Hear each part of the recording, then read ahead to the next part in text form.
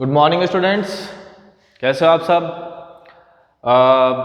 अपन लोगों ने जो है चैप्टर नंबर फर्स्ट पढ़ लिया है, चैप्टर नंबर थर्ड पढ़ लिया है, ठीक है। अब अपना जो चैप्टर बच रहा है सेकंड चैप्टर, ठीक है, जिसका नाम है sexual reproduction in flowering plant, यानी पुष्पीय पादपों के अंदर जनन, ठीक है। तो चैप्टर नंबर फर्स्ट और चैप्टर नंबर थर्ड में आई थिंक आपको कोई प्रॉब्लम नहीं होनी चाहिए, ठीक है। फिर भी अगर आपको कोई प्रॉब्लम आती है तो हम उसको सॉल्व करवा देंगे, ठीक है। अगर ऑफलाइन के जब क्लासेस अपने स्टार्ट होगी तो ऑफलाइन क्लासेस में भी अगर आपको उस चैप्टर से रिलेटेड अगर कोई प्रॉब्लम आती है, ठीक है, तो वो चैप्टर हम आपको वहाँ पे करवा देंगे, ठीक है। जैसा भी होगा हम वहाँ देख लेंगे, जो भी प्रॉब्लम्स वगैरह होगी या जो भी डाउट्स होंगे आपके, तो हम लोग वहाँ पर आपको क्या कर देंगे, उस डाउट को क्लियर कर देंगे, ठीक है।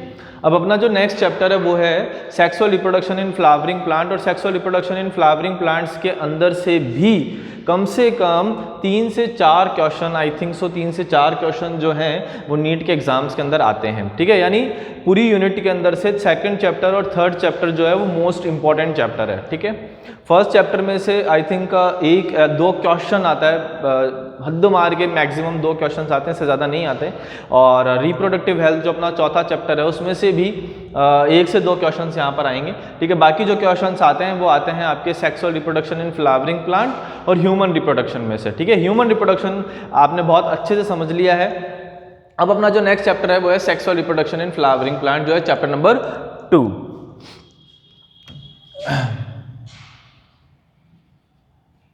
चैप्टर 2 है एनसीईआरटी का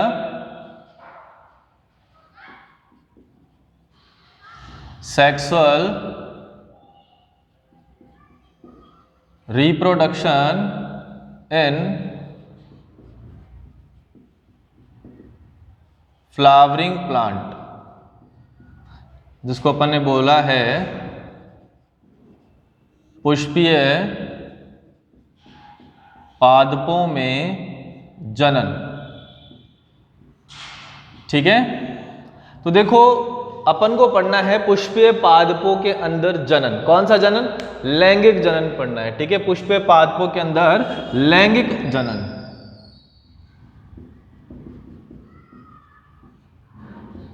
ठीक है। तो यहां पर अपन देखते हैं कि पुष्पीय पादप क्या है। भाई वो पादप जिनके अंदर पुष्प आते हैं वो पादप कौन से हो जाएंगे? पुष्पीय पादप हो जाएंगे। और पुष्पीय पादप जो होते हैं वो कौन से होते हैं? जनरली एंजियोस्पर्म, मोस्टली जितने भी एंजियोस्पर्म है वो सब पुष्पीय पादप है, ठीक है। All angiosperms are flowering plants, ठीक है। तो एंजियोस्पर्म के जो पादप है, एंजियोस्पर्म को अपन बोलते हैं आवर्त बीजी,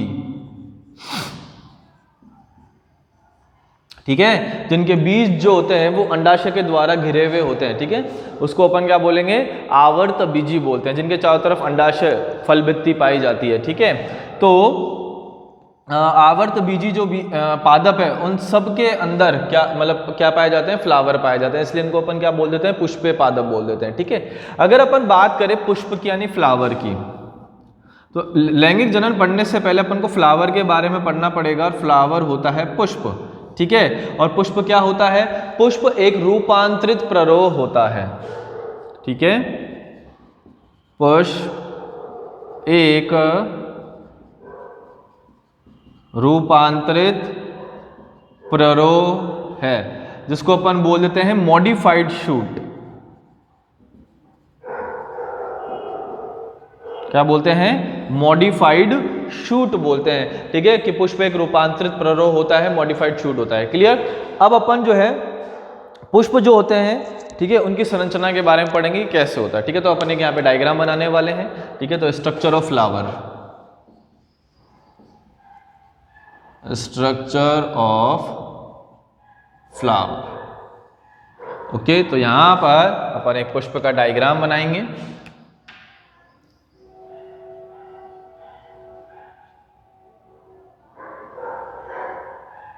फिर उसको एक एक करके डिस्क्राइब करते हैं।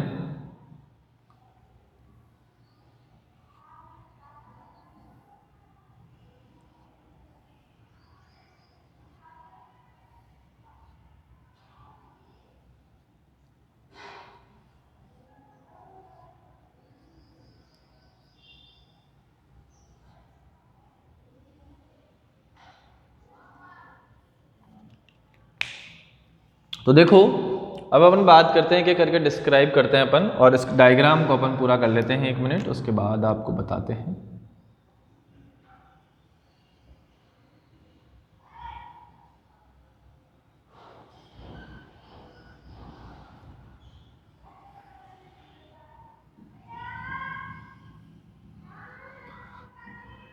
बहुत अच्छा चित्र बना रहे हैं अपन।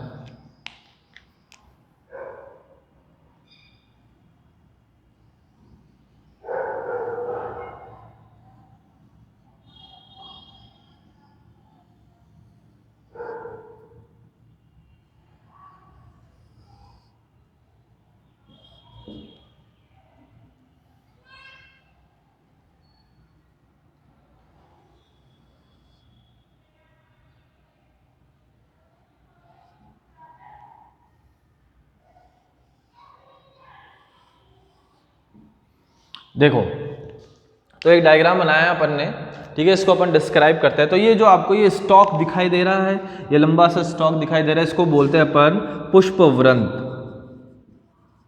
इसको क्या बोलेंगे अपन? पुष्पवृंत बोलते हैं, जिसको अपन पेडिसल भी बोलते हैं। क्लियर? फिर ये पुष्प जिस पर टिका हुआ है, ठीक है, नहीं, जिस पुष्प जिस आधार पर टिका हुआ है, ठीक है, उस आधार को अपन बोलेंगे पुष्पासन। क्या बोलते हैं? पुष्पासन, जिसको अपन बोलेंगे थैलेमस। ठीक है, क्या बोलेंगे? थैलेमस बोलेंगे। ओके, फिर इस पुष्पासन पर एक फूला हुआ भाग पाया जाता है। इस फूले हुए भाग को अपन बोलते हैं ओवेरी यानी अंडाशय। इस फूले हुए भाग को क्या बोलते हैं अपन? ओवेरी यानी अंडाशय। ठीक है, और लड़कियां क्या मारती है भैया? स्टाइल मारती है ना लड़कियां, ठीक है, क्या मारती है? स्टाइल। देखो ऐसे तो मैंने देखा नहीं, ठीक है, फिर भी लड़कियां जो होती है वो नॉर्मली क्या करती है? स्टाइल मारती है। ठीक है, तो ये जो लंबा सा भाग है ना, इसको अपन बोलते हैं स्टाइल यानी वर्तिका। क्या होता है? स्टाइल यानी वर्तिका। ठीक है, और आपने देखा होगा हेलीपैड बना हुआ था ना, हेलीपैड देखा होगा, ठीक है, हेलीपैड पे क्या होता है? जो हेलीकॉप्टर है वो आके लैंड करता है। क्या करता है? हेलीकॉप्टर आके वहां पर लैंड करता है। तो वैसे ही यहां पर भी एक क्या होता है? एक लैंड होता है यहाँ पर, ये वाला जो प्लेस है, ठीक है, इस प्लेस पे क्या होता है? पराग कण आके लैंड करते हैं। क्या करते हैं? पराग कण आके लैंड करते हैं। ठीक है, इसलिए इस वाले भाग को अपन बोलते हैं वर्तिकाग्र। इस वाले भाग को अपन क्या बोलेंगे? वर्तिकाग्र। ठीक है, जिसको अपन बोलते हैं स्टिग्मा। क्या बोलते हैं? स्टिग्मा। समझ में आ गया बच्चों? ठीक है, ओके, तो यहां पर आकर क्या होगा? पॉलन ग्रेन्स जो है वो आकर लैंड करेंगे। क्लियर? यहां तक आया समझ में? तो ये देखो, ये अंडाशय है, ये वर्तिकाग्र है और ये वर्तिका है।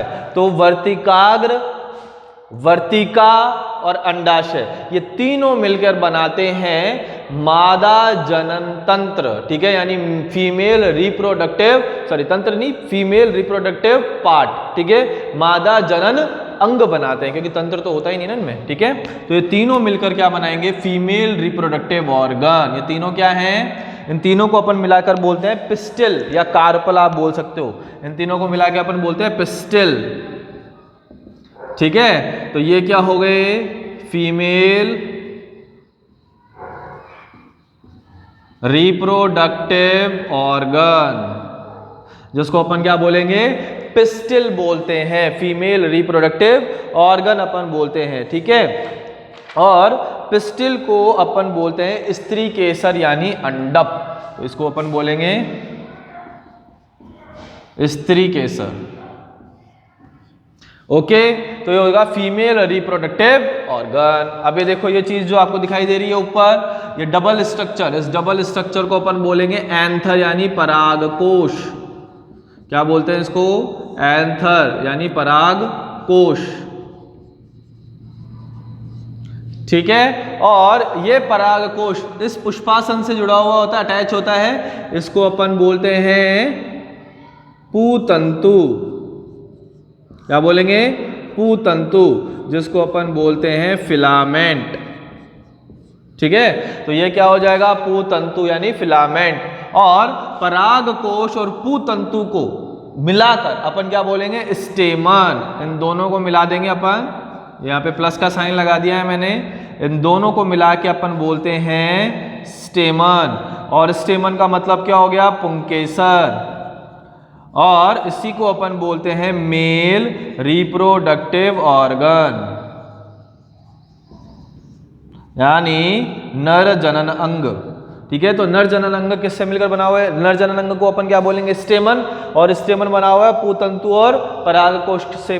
उसी तरीके से female reproductive organ, female reproductive organ को अपन बोलेंगे स्त्री केसर, जिसमें आता है अंडाशय, वर्तिका और वर्तिकाग्र। यहां तक आ गया समझ में आपको, ये उतारो, फिर उसके बाद आपको बताते हैं आगे की तरफ। उतारो इसको।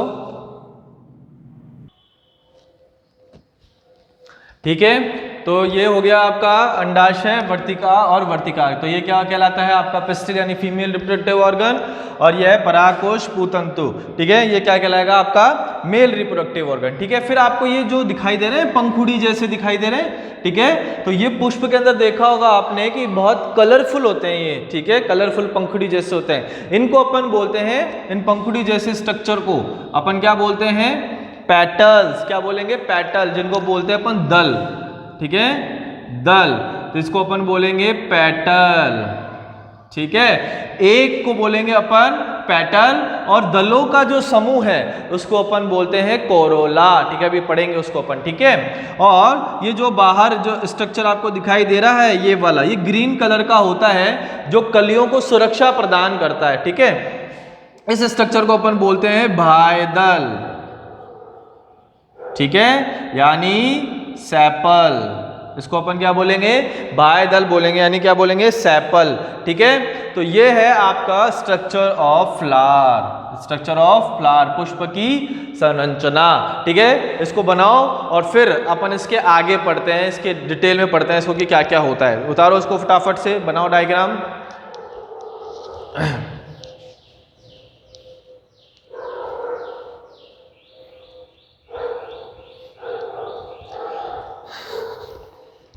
ओके, तो अब इसको अपन डिटेल में पढ़ते हैं। क्लियर?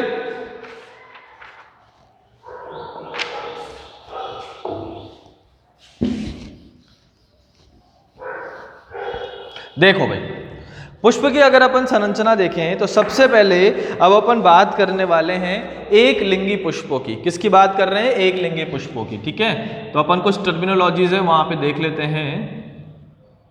सबसे पहले तो अपन बात करते हैं नर जननांग कौन कौन से ना, वापस अपन अच्छे से लिख लेते हैं इसको, नर जननांग। ठीक है, तो नर जननांग क्या कहलाता है, नर जननांग कहलाता है एंड्रोशियम।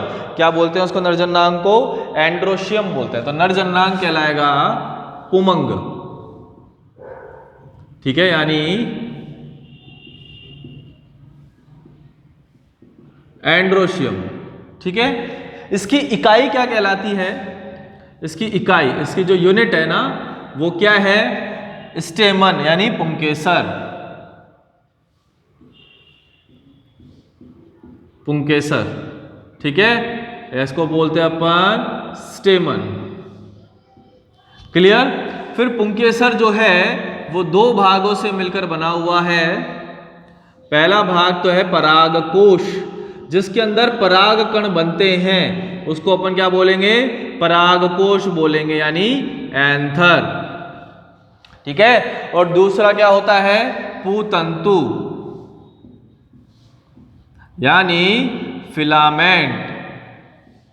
ओके, और परागकोश और पुतंतु को जोड़ने वाली जो संरचना है वो कहलाती है योजी यानी कनेक्टिव। इन दोनों को जो जोड़ती है, जो संरचना जोड़ती है, उसको अपन बोलते हैं योजी यानी कनेक्टिव। ठीक है, जैसे अपन यहां देखते हैं कि एक संरचना बनाते हैं अपन इस तरीके से।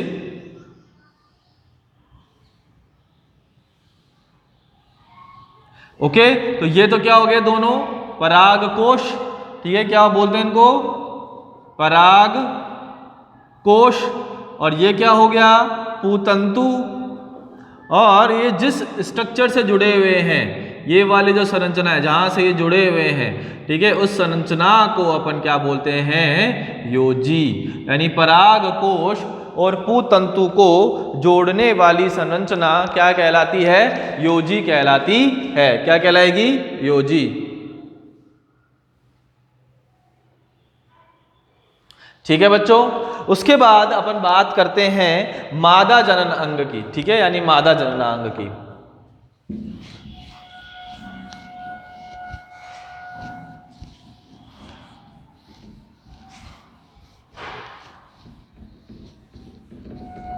ओके, तो अपन बात करते हैं यहां पर मादा जननांग। तो मादा जननांग को अपन बोलेंगे जायांग। ओके, और जायांग को बोलते हैं गायनोशियम। क्लियर। और गायनोशियम की जो इकाई है वो कहलाती है पिस्टिल। इसकी जो इकाई है सिंगल यूनिट वो कहलाएगी पिस्टिल, यानी स्त्री केसर। या फिर आप इसको बोल सकते हो अंडप। ठीक है, पिस्टिल या कार्पल। ठीक है, पिस्टिल या कार्पल। और स्त्री केसर जो है वो 3 भागों से मिलकर बना हुआ है। कौन कौन से भाग है, अंडाशय यानी ओवेरी, दूसरा है वर्तिका यानी स्टाइल, और तीसरा है वर्तिकाग्र।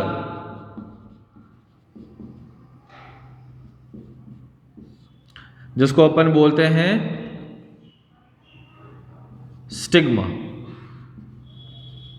ओके, तो ये होता है जायांग यानी स्त्री केसर और अंडप इसकी इकाई होती है, और अंडाशय, वर्तिकाग्र और वर्तिकाग्र इसके भाग होते हैं, ओवरी, स्टाइल एंड स्टिग्मा। ठीक है, अब अपन बात करते हैं यहां पर एक लिंगी पुष्प की। तो सबसे पहले अपन बात करते हैं यहां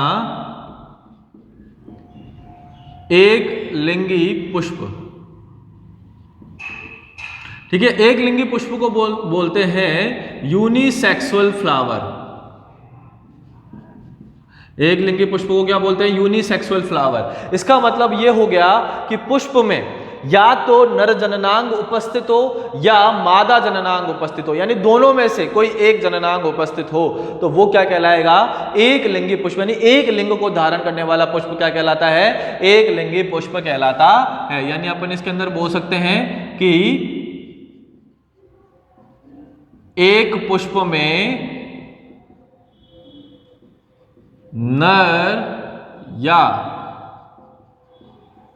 मादा जननांग में से कोई एक उपस्थित हो।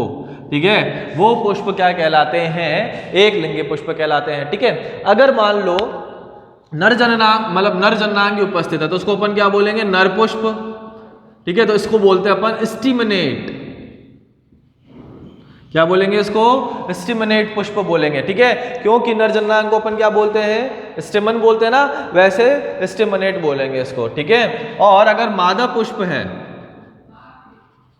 तो पिस्टिलेट।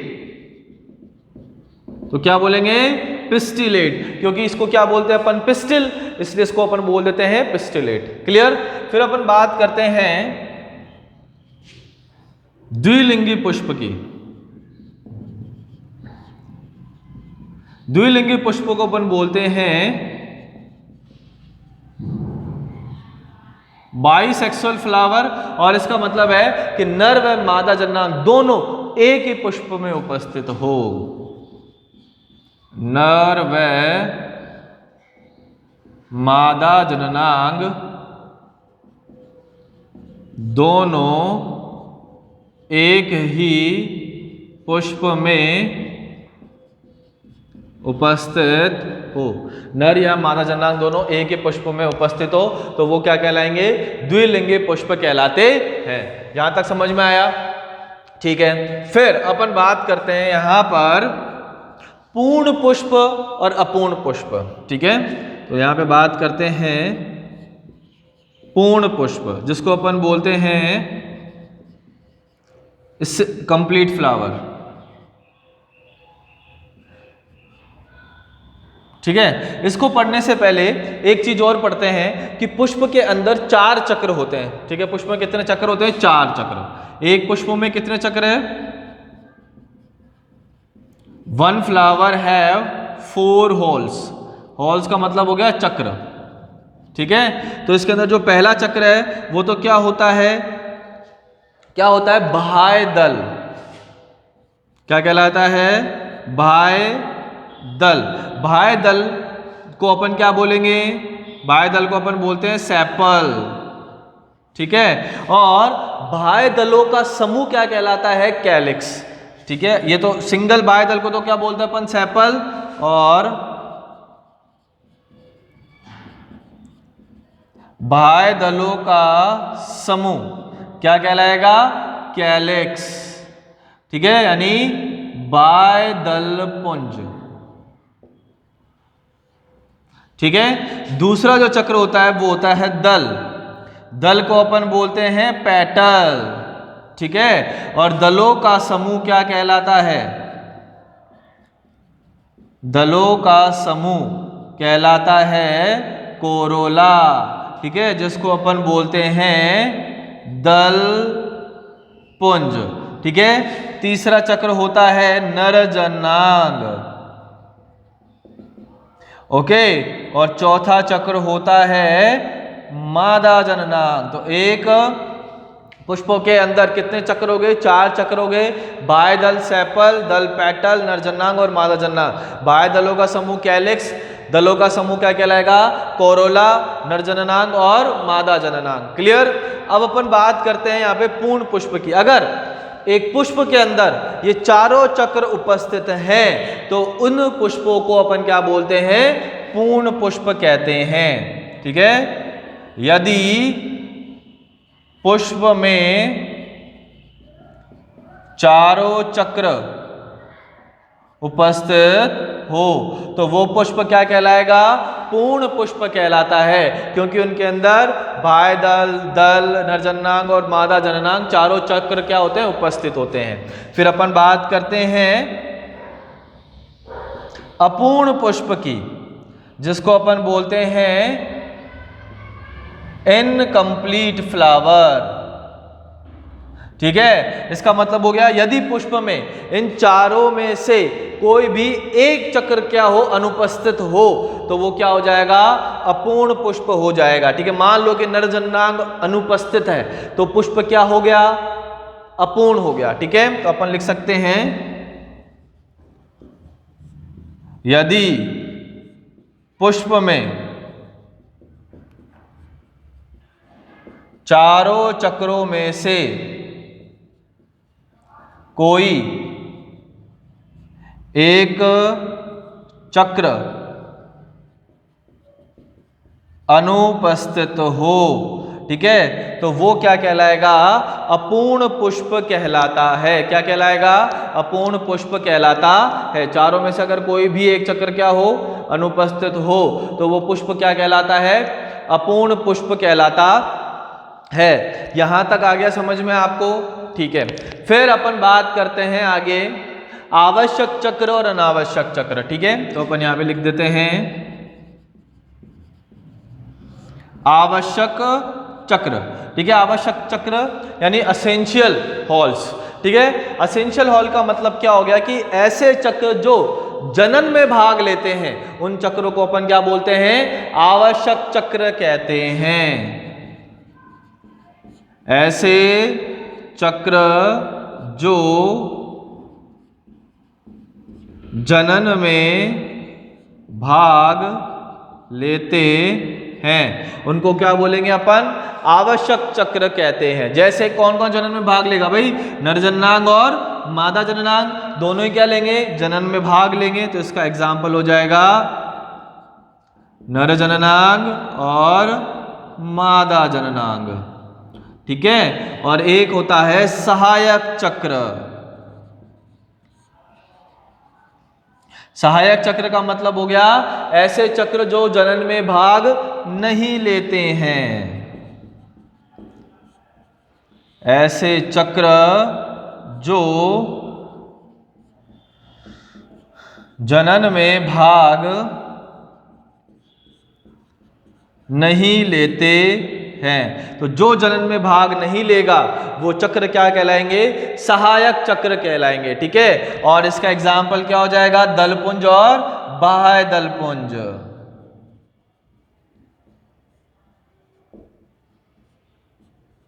ठीक है, क्योंकि ये दोनों जो है वो जनन में पार्टिसिपेट नहीं करते हैं, इसलिए इनको अपन क्या बोल देते हैं? सहायक चक्र। समझ में आ गया यहां तक? तो ये है आपका स्ट्रक्चर ऑफ फ्लावर। ठीक है, उतारो फटाफट से इसको।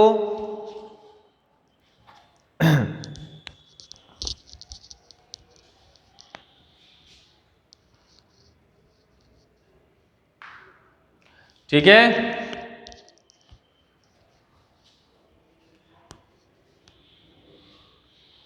ओके। अब आगे बढ़ते हैं बच्चों ना।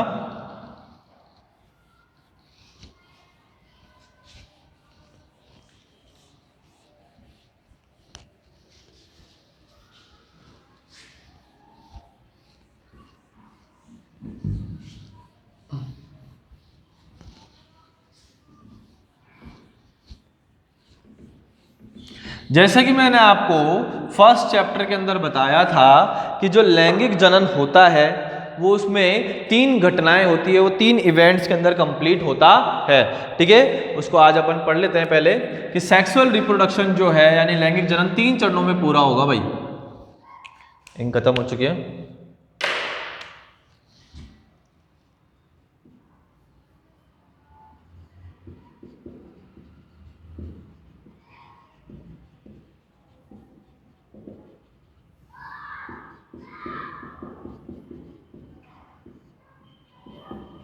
लैंगिक जनन जो है कितने चरणों में पूरा होगा? पुष्पों के अंदर 3 चरणों में पूरा होगा।